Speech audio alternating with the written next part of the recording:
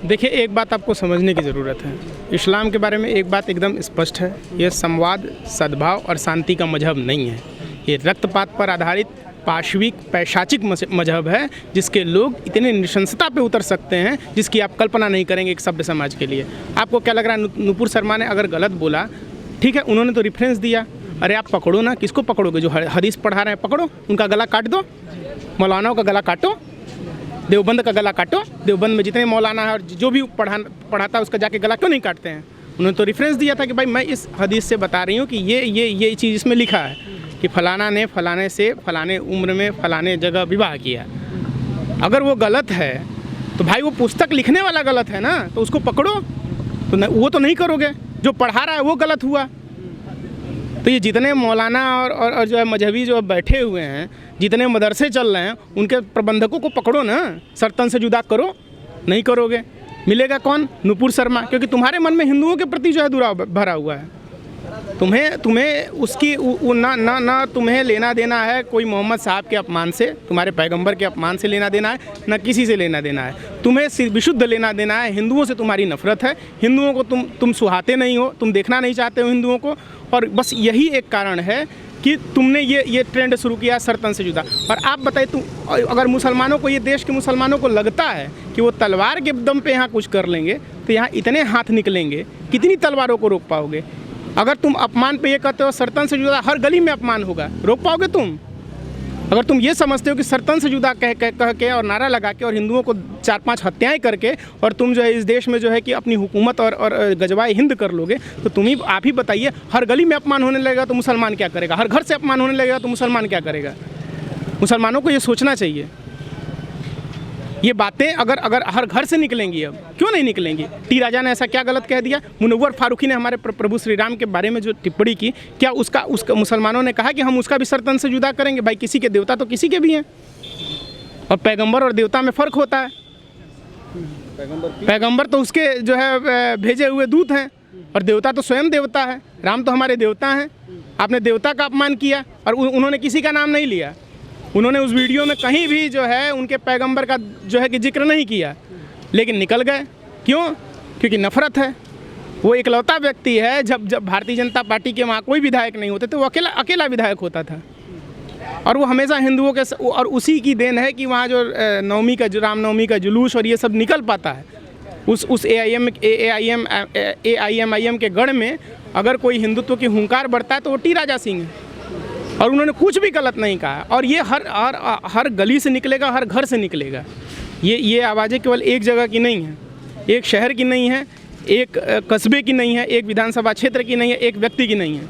ये आवाज़ें 100 करोड़ हिंदुओं से निकलेगी अगर आपने ये रहन अपना नहीं छोड़ा, ये अपना आचरण नहीं छोड़ा। तो ये जो आप सरतन से जुदा कर देंगे और गला काट देंगे, नृशंस हत्याएं कर देंगे, और उसके बिहाफ पे अगर आप सोचते हैं कि हिंदुओं को डरा लेंगे, तो ये संभव नहीं हो पाएगा। अब वो हिंदू जो है 60, 70 और 80 के दशक का हिंदू नहीं है, जिसको जो है कि चाशनी में सेकुलरिज्म जो है चाशनी में डाल के और जो है कि जबरी जो है कि घुट्टी पिलाई जाती रही। वो अब अपने अधिकारों, अपनी मान्यताओं और अपने स्वाभिमान के प्रति उतना ही जागृत है जितना आप जागृत हैं, और आपसे ज़्यादा जागृत है। बस हिंदुत्व की समस्या यह है कि यह पहला प्रहार नहीं करता है। ये पहले शास्त्र की चर्चा करेगा, फिर शस्त्र पे आएगा।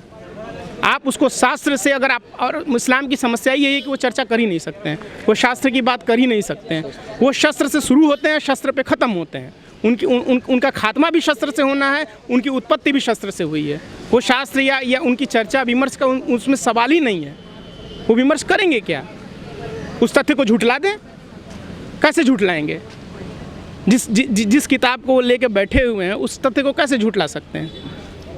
और झुठलाएंगे तो फिर कैसे नारे लगाएंगे? उनकी समस्या ही यही है कि उनको नफरत है हिंदुओं से, कि ये कैसे बचे रह गए, ये कैसे बचे हुए हैं, ये हमारे आसपास कैसे हैं। तो अगर आप सोचते हैं कि 4 हत्याएं राजस्थान में हत्या कर देंगे, कहीं और हत्या करके डरा देंगे, तो ये अब संभव होने वाला नहीं है।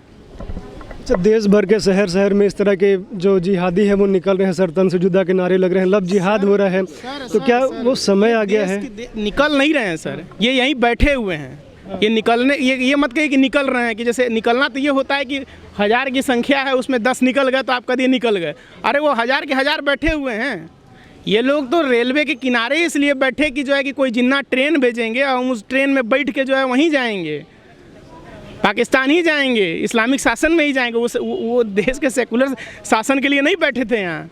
वो तो आपको पता है ना, ये सच्चाई है ना कि भाई मुसलमान रेलवे के किनारे क्यों मुसलमानों ने जो है कि बसना शुरू किया उस समय आज़ादी के समय, कि भाई ट्रेन कोई जिन्ना हमें भेजेंगे, हम उसमें बैठ के जाएंगे। वोट किसने दिया था जिन्ना को? उस पाकिस्तान के लिए किसने वोट दिया था? सभी तो यहीं पे बैठे हुए हैं। वो लोग तो यहीं बैठे हैं, वो तो गए वो हैं जो। अरे यही यूपी बिहार के मुसलमानों ने दिया था, और किसने दिया था? और वो तो यहीं पे बैठे हुए हैं। वो तो और ये जहर आप कितना फैला लेंगे? आप किसको, कोई प्रतिक्रिया तभी तक रुकी हुई है जब तक यहाँ तक पानी नहीं आया है। ये पानी जो ही यहाँ से यहाँ आएगा ना, प्रतिक्रिया होगी, और उस प्रतिक्रिया में आप तलवार से नहीं जीत सकते हैं। मुसलमान को ये समझना पड़ेगा कि वो हिंदुस्तान में तलवार के बल पे नहीं जीत सकता है। क्या विभाजन जैसी स्थितियां बन रही कि उस समय जो लड़ाई थी देश की अंग्रेजों से थी, क्या अब इस्लामिक कट्टरपंथ से लड़ाई हो गई है? अब गांधी हैं, ना अब नेहरू हैं, और ना उनके अनुयायी हैं कि विभाजन जो है कि स्वीकार होगा या विभाजन करा लेंगे। वो अगर ये वो थोड़ी भी मनसा पाले हुए हैं अपने मन में, अगर 1% का भी भ्रम है तो उसको निकाल लें कि विभाजन हो जाएगा। अगर वो ऐसा सोचते हैं तो उस भ्रम को निकाल लें। विभाजन तो नहीं होना है, और अगर उनको यहाँ रहना है तो शांति, सद्भाव और विमर्श के साथ रहें। अगर आप ये सोचेंगे कि हिंदू देवी देवताओं का अपमान करके, उनका अनादर करके, आप उनको नीचा दिखा के और यहाँ भारत में रह जाएंगे, तो ये अब संभव नहीं हो पाएगा। ठीक है, आप कितने दिनों तक ये चलेगा? आप बताइए, कितने दिनों तक चल जाएगा? कितने दिनों तक आप एक टारगेट किलिंग करेंगे? बेंगलोर में टारगेट किलिंग मुसलमान पे हुई ना? हुई कि नहीं हुई? हर जगह से होगी, क्यों नहीं होगी? आप टारगेट किलिंग करेंगे तो आप ये सोचते हैं कि दूसरा पक्ष बैठा रहेगा, क्यों नहीं करेगा टारगेट किलिंग? आप करेंगे तो दूसरा भी करेगा, ये समझना चाहिए उनको। आप हज़ारों की भीड़ में तलवार लेके निकलेंगे कि सरतन से जुदा, तो दूसरा भी निकलेगा। और आपके तलवार वाले हाथ उतने नहीं हैं जितना दूसरे पक्ष के हैं। हिंदू इस 100 करोड़ से अधिक हिंदू इस देश में हैं, 100 करोड़ हाथ हैं तलवार वाले। तो ये मत सोचें कि हम निकल लेंगे और हम 2-4 टारगेट किलिंग कर लेंगे और डरा लेंगे। तो यही मैं बार बार कह रहा हूँ कि ये अब संभव नहीं है। अब वह हिंदू जो है वो 70 और 80 के दशक का हिंदू नहीं है जो आत्मग्लानि से भरा हुआ हो, जिसमें अपराध बोध हो स्वयं के प्रति, जो स्वयं निराशा से घिरा हुआ हो। अब हिंदुओं में अपने प्रति गर्व और स्वाभिमान की अनुभूति हुई है, और वह जागृत हुई है, और ये प्रतिक्रियाएं इसीलिए आ रही हैं, और प्रतिक्रियाएं आएंगी। मुसलमान समझ लें, अगर वो समझते हैं कि पैगंबर मोहम्मद साहब का अपमान बुरा है, तो उनको ये भी मानना चाहिए कि प्रभु श्री राम का अपमान, भगवान शंकर का अपमान। आप बताइए कि हमारे आराध्य के ऊपर कुल्ला करते हुए तुमको शर्म नहीं आई? और तुम कह रहे हो कि जो है पैगंबर मोहम्मद साहब का अपमान इतना बड़ा हो गया। और हमारे देवता जो हैं भगवान शिव, यही तुम लोग कुल्ला करते रहे, उसमें हाथ धोते रहे, और तब तुमको ये नहीं दिखा कि जो है कि किसी दूसरे का देवता है वो, और तुम्हारे पे आई तो तुम निकल गए कि सरतन से जुदा। सोचिए, हिंदू अगर निकल गए होते कि तुमने हमारे यहाँ कुल्ला किया है, हमारे आराध्य के ऊपर कुल्ला किया, तब क्या होता? कितने बचते हैं? आप समझ लीजिए कि हिंदू अगर उसी अनुपात में निकल गए होते इस देश में, तो कितने बचते? आप मुकाबला कर लेते क्या? आप तलवारों से मुकाबला कर लेते क्या हिंदुओं का? नहीं कर पाते। हिंदुओं ने सहिष्णुता हमेशा दिखाई है, हिंदुओं ने हमेशा मुसलमानों का संरक्षण ही किया है इस देश में। लेकिन अगर आप ये समझते हैं कि डराएंगे, तो ये संभव नहीं है, और बिल्कुल नहीं है। टी राजा सिंह को निसंदेह तत्काल प्रभाव से जो है उनको रिहा करना चाहिए। जो उनको जेल में बंद किया गया है ये गैर कानूनी है। जेल में बंद करना है मुनव्वर फारूकी को बंद करिए, जेल में बंद करना है तो ओवैसी को बंद करिए, जेल में बंद करना है तो उस लड़के को बंद करिए जिसने जो है लड़की की हत्या की है झारखंड में, और उन लोगों को बंद करिए जो सरतन से जुदा होने के नारे सड़कों पे और चौराहों पे लगा रहे हैं। वरना ये श्रृंखला चलेगी और उसमें नुकसान मुसलमानों का ही है। मुसलमान स्पष्ट समझ लें। किसी की सहनशीलता से उसी सीमा तक, मैंने अभी कहा कि पानी यहाँ तक रहे तभी तक ठीक है, इसके ऊपर जाएगा तो दूसरा प्रतिक्रिया देना ही देना है, और उस प्रतिक्रिया में आपकी क्या स्थिति रहेगी आप स्वयं सोच लें। क्योंकि अब वो हिंदू 60-70 के दशक का नहीं, मैं बार बार दोहरा रहा हूँ कि उस प्रतिक्रिया में आप कहाँ रहेंगे, ये मुसलमान सोच लें। अगर निकलना है तो निकलें, फिर भाई होगा जो वो चाहते हैं वही होगा। लेकिन उनको ये समझना चाहिए कि हम भी, देखिए, किसी भी धर्म के किसी भी आराध्य का अपमान करना उचित नहीं है, ठीक है। कोई नुपुर शर्मा ने भी किसी ऐसी भाषा का उपयोग नहीं किया था जो अपमानजनक थी। उन्होंने एक संदर्भ रखा जैसे हम पीएचडी करते हैं, हम संदर्भ रेफरेंस देते हैं, रेफरेंस फिर अगर कुछ अगर उसमें गलत है, कहीं गलत दिए तो आप रखिए ना कि ये सही है, ये आप गलत बता रहे हैं। तो आप क्या किए, नहीं नूपुर शर्मा का हम गला काट देंगे, हम जो है उसकी हत्या कर देंगे, नवीन जिंदल की हत्या कर देंगे, उसके परिवार को मार देंगे, क्यों अपमान किया। अरे भाई आप संदर्भ बताइए तो कि ये संदर्भ गलत है।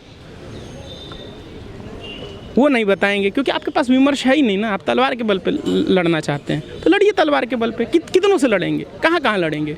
इस अपमान को देखिए मुसलमान नहीं रोक पाएगा और हर गली मोहल्ले से ही अपमान निकलेगा। क्यों? क्योंकि वो मुसलमान अब प्रतिक्रिया, अब वो चाहता है कि हिंदू प्रतिक्रिया करे और हिंदू कर रहे हैं।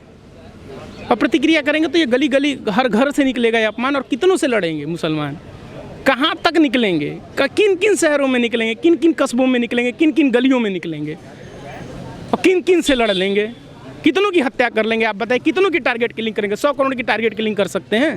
नहीं कर सकते। तो मेरा यही मुसलमानों से निवेदन है कि वो समझें, देश की जो सद्भाव की जो अपनी परंपरा है उसको कायम रखें। हिंदुओं के सहनशीलता की परीक्षा न लें, उनके देवी देवताओं का वैसा ही अपमान न करें कि प्रतिक्रिया स्वरूप जो है कि दूसरों के भी आपके देवी देवताओं, आपके पैगंबरों के प्रति कोई अपमानजनक टिप्पणी करे। आप सोचिए, ये बहुसंख्यक समाज यहाँ का हिंदू है और वो कोर्ट में केस लड़ रहा है अपने आराध्य के लिए। इससे बड़ी जो है कि उसके सहनशीलता का क्या प्रमाण होगा। उसने जो है राम मंदिर प्राप्त किया, अपने आराध्य के जन्मभूमि प्राप्त की, तो वो कोर्ट से प्राप्त की, संवैधानिक व्यवस्था से प्राप्त की। अगर आपको लगता है कि किसी ने गलत किया तो संवैधानिक व्यवस्था से जाइए, उसको सज़ा दिलाइए। उसके खिलाफ खुद ही ओवैसी बैरिस्टर हैं, खुद ही जो है कि वो वकील हैं, जाए लड़े, केस लड़े और उसको सज़ा दिलाएं कानूनी तौर पे और संवैधानिक मार्ग से अपनाएं। ये तलवार के बल पे आप नहीं कर। ऐसे व्यक्ति जो 6 साल के उम्र में एक महिला से शादी करता है, एक 6 साल की महिला से, जो कि महिला भी नहीं होती है बाय नेचर, तो उस व्यक्ति को हम अगर रेफरेंस दे रहा है वो बाकायदा वो व्यक्ति कि ये फलाने जगह पे फलाने कॉन्टेक्स्ट में ये लिखा हुआ है, अगर हम उदाहरण देते हैं तो यहाँ पे हमारी अभिव्यक्ति की आज़ादी नहीं है, हमारे लिए कॉन्स्टिट्यूशन के अधिकार नहीं है, समाप्त हो जाते हैं। तो ऐसी स्थिति में कहीं ना कहीं अन्य ये बहुत सारी बातें चरितार्थ होती हैं जब इन लोगों के बारे में कहा जाता है। कई ऐसे हिंदू राष्ट्रवादी विचारक रहे हैं, विनायक दामोदर सावरकर, उन्होंने कहा है कुछ जो है संगठनों को लेकर के कि ये संगठन हिंदू धर्म के हितैषी नहीं बल्कि एक डरपोक संगठन है। तो ऐसे में हमें एक प्रश्न चिन्ह, हिंदू कभी फॉरवर्ड आकर के, हिंदू कभी बाहर ला करके, हिंदू मॉब के थ्रू हिंदू दूसरे का गला काटने, हिंदू दूसरे के लिए प्रतिकार करने नहीं जा सकता है। ये हमारी प्रकृति नहीं है। हिंदू जो है, हिंदू जनमानस, हिंदुत्व जनमानस, ये कहीं ना कहीं हम पहले अपने आप को एक डिफेंस तौर पे रखते हैं। तो अब उसमें भी सुधार लाने की ज़रूरत है और ख़ास तौर से ये सुधार लाने की ज़रूरत है जब नूपुर शर्मा पे कार्रवाई हो जाती है, जब टी राजा पे कार्रवाई हो जाती है और मनोवर फारूक पे क्यों नहीं कार्रवाई होती है। झारखंड में एक बिटिया, हिंदू बेटिया मार दी जाती है, उसको जिंदा जला दिया जाता है, सर तन से जुदा हो जाता है। ऐसा कौन सा धर्म है जिसको आप कह देने से सीधे सीधे आप रिफरेंशियल वर्ड्स अगर देते हैं, एक वैचारिकी अपना देते हैं, आपका धर्म खतरे में हो जाता है। अगर ऐसा धर्म आप स्वीकार किए हुए हैं तो मुझे लगता है कि आप छोड़ दीजिए ऐसे धर्म को जब उससे खुद खतरे में आ जाता है एक छोटे से बयान से। क्या कहेंगे सर जी, मतलब जो भीड़ तंत्र की जो मतलब वो बढ़ते जा रहा है कि भीड़ निकालेंगे तो आपकी बात मानी जाएगी, तो क्या हिंदुओं को भी भीड़ बनना पड़ेगा? देखिए, अगर भीड़ निकालने से ही अगर अपना अस्तित्व बचाया जा सकता है या अस्तित्व इस तरीके लग रहा है कि अस्तित्व संकट में है, तो ये स्पष्ट है कि 135 करोड़ की आबादी वाले देश में 105 करोड़ तो हम ही लोग हैं, तो हमें तो भीड़ निकालने की आवश्यकता नहीं है। हाँ, लेकिन यह सजग होने और सतर्क होने का समय ज़रूर है, और इसलिए सतर्क और सजग होने का है कि देश के जितने भी शैक्षणिक संस्थान हैं, जितने भी बड़े राजनीतिक लोग हैं, वो भारतवर्ष को अपने कुचक्र में ऐसे फंसाने का कार्य कर रहे हैं, और ख़ास करके हिंदू धर्म के देवी देवताओं के प्रति उनके नकारात्मक भाव आ रहे हैं। ये कह लिया जाए वो हिंदू देवी देवताओं के प्रति नफ़रत का भाव, उनके प्रति जहर जैसा स्टेटमेंट देने का काम कर रहे हैं। तो इससे हम हिंदू जनमानस के लोग, हिंदू धर्म आस्था को मानने वाले लोगों को सजग होना होगा और इसका प्रतिकार करना होगा और पूरे पुरजोर से करना होगा, और इसके लिए खासकर से युवाओं को आगे आना होगा। इसलिए कि जितनी भी शैक्षणिक संस्थान हैं, आप JNU जवाहरलाल नेहरू विश्वविद्यालय के कुलपति महोदया, आपने कहा कि भगवान शंकर का, जगन्नाथ जी का आपने जाति तय कर दिया। भाई जो भी इस देश में है, मैं कह रहा हूँ कि जो भी इस देश में है, वो चाहे जिस जाति धर्म संप्रदाय का हो, अगर वह पूजनीय है, अगर वह देवत्व को प्राप्त कर लिया है तो सबका है। वो किसी विशेष जाति का नहीं है, वो विशेष धर्म का नहीं है, वो इस वसुधा पर रहने वाले सभी के लिए वो है। अगर आप एक कुचक्र और ये कह लीजिए कि घृणित मानसिकता के आधार पर आप देवी देवताओं को जाति में बांटने का काम करेंगी, तो इससे देश बटेगा, इससे लोग बटेंगे, इससे समाज बटेगा, इससे एक बेहतर भारत का निर्माण नहीं हो पाएगा। इसलिए भारत को बचाने के लिए देश के युवाओं को आना होगा, और ख़ास करके उन युवाओं को जो हिंदू धर्मावलंबी हैं, कि मैं इसलिए कोट कर रहा हूँ हिंदू धर्मावलंबी, कि हमेशा से हिंदू धर्म के प्रति इस तरीके का नफ़रत का, इस तरीके का उसके ऊपर आरोप प्रत्यारोप लगाए जाते हैं, उसके ऊपर अफवाह फैलाए जाते हैं। अभी जो टी राजा ने उसका प्रतिकार किया तो उनको पार्टी से निकाल दिया। ये किस प्रकार की आप राजनीति कर रहे हैं? ऐसी राजनीति से बचना होगा, और इसलिए बचना होगा कि किसी वर्ग का व्यक्ति, किसी धर्म विशेष का व्यक्ति हमारे हिंदू धर्म, हमारे सनातन मूल्य पर प्रतिघात करता है, आघात करता है, और हम उसका प्रतिकार नहीं करें, तो फिर हम हिंदू धर्म में पैदा होने पर मुझे शर्म महसूस होता है। प्रतिकार कैसे होगा? प्रतिकार वो जिस तरीके से वो समझेंगे या वो जिस तरीके से मानेंगे, उस तरीके का या उस तरीके के मार्ग का हम लोग उपयोग करेंगे। जैसे मानेंगे, शास्त्र से मानेंगे तो शास्त्र का उपयोग किया जाएगा, शस्त्र से मानेंगे तो शस्त्र का उपयोग किया जाएगा। एक पंक्ति कहता हूँ कि कब तक बोझ संभाला जाए और युद्ध कहाँ तक टाला जाए, कि कब तक बोझ संभाला जाए, युद्ध कहाँ तक टाला जाए, है राणा का वंशज तो फेंक जहाँ तक भाला जाए। तो अब युवाओं में इस तरीके का भाव होना चाहिए कि नहीं, हमारे धर्म के प्रति कोई कुछ बोलकर निकल जाए, सवाल ही नहीं बनता है। हाँ, मैं ये भी कहूँगा कि आप किसी दूसरे धर्म के प्रति कुछ न बोलें, सबके प्रति सर्वधर्म समभाव, ये हमारी भारत की सनातन मूल्य है, सर्वधर्म समभाव, वसुधैव कुटुंबकम। लेकिन ये नहीं कहता है कि हाँ, आपके ऊपर किसी प्रकार का कोई आरोप हो या आपको कोई कटघरे में खड़ा कर दें, आप प्रतिकार न करें। नहीं, लड़ना तो पड़ेगा। अगर आप नहीं लड़ेंगे तो इस तरीके की परिस्थितियाँ आने वाले समय में और भयकारी होगा और विनाशकारी होगा, जो कि देश के लिए घातक होगा। इसलिए देश बचाने की ज़रूरत है, युवाओं को देश बचाने के लिए आगे आना होगा, और उसके लिए हर वो कार्य करना पड़ेगा जिससे ये सारी परिस्थितियाँ सामान्य हों।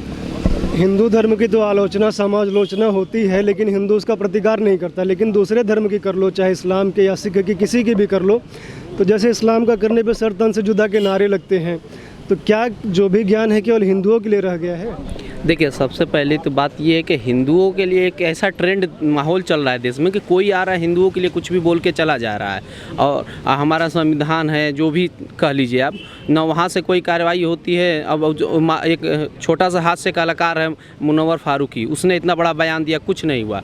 और हमारे जो एक सनातन धर्मावलंबी हैं जो टी राजा थे, उन्होंने क्या कहा? उन्होंने तो बस अपनी बातें बोली, उन्होंने किसी व्यक्ति विशेष का नाम नहीं लिया, उन्होंने बस बातें बताई, जो लिखी हुई बातें हैं, तो उन पर कार्रवाई हो। पार्टी भी का, जिस पार्टी में थे उस पर भी कार्रवाई होती है, उनको जेल भी हो जाती है, ज़बरदस्ती उनको घर से पुलिस उठा लेती। तो एक ट्रेंड बन रहा है, इसको रोकना होगा, चाहे जिस तरह से रोकना पड़े। सभी हिंदुओं को आगे आना होगा, रोकना। अभी आपको मैं एक उदाहरण बताता हूँ। इसी काशी हिंदू विश्वविद्यालय में एक AISC डिपार्टमेंट, वहाँ एक प्रोफेसर हैं, प्रोफेसर अहिरवार जी। तो वो क्या कहते हैं कि जो काशी विश्वनाथ मंदिर है वो इसलिए उस समय तोड़ा गया कि वहाँ के जो पुजारी लोग थे, वहाँ के जो स्त्रियाँ आती थी, उनके साथ दुराचार करते थे। जब उनसे पूछा जाता है कि कहाँ से रेफरेंस लाते हैं, उनके पास रेफरेंस नहीं है, लेकिन वो बयान दे देते, क्योंकि लोगों को एक हो गया कि हिंदुओं के प्रति कुछ भी बोल करके हाईलाइट होना है, ब्राह्मणों के प्रति कुछ भी बोलकर हाईलाइट होना है, क्षत्रियों के प्रति कुछ भी बोल करके हाईलाइट हो, मतलब किसी भी जाति विशेष के प्रति बोल करके हाईलाइट होना। ये एक ट्रेंड बनता जा रहा है हाईलाइट होने का। तो सबसे पहले इस ट्रेंड को रोकना, चाहे जिस प्रकार से रोकना पड़े, चाहे संविधान से रोकना पड़े, चाहे संविधान संहिता रोकना पड़े, चाहे शास्त्र से रोकना पड़े, चाहे शस्त्र से भी रोकना पड़े, क्योंकि ऐसे लोगों को रोकना बहुत जरूरी हो गया। क्योंकि समाज में गलत मैसेज ये लोग डाइवर्ट कर रहे हैं। क्योंकि न्यायपालिका का तो आप स्थिति देख ही रहे हैं, जब फारूकी पे कार्रवाई नहीं करेंगे लेकिन टी राजा पर कार्रवाई करेंगे। अंकिता का इतना बड़ा झारखंड में उसके साथ कांड हो जाता है, लेकिन अभी तक गिरफ्तारी नहीं हो पाई। वही कोई हिंदू रहता तो उसको अभी तक जेल हो गया होता। पूरे देश के शासन, मीडिया चैनल से लेकर सब लोग लग गए होते।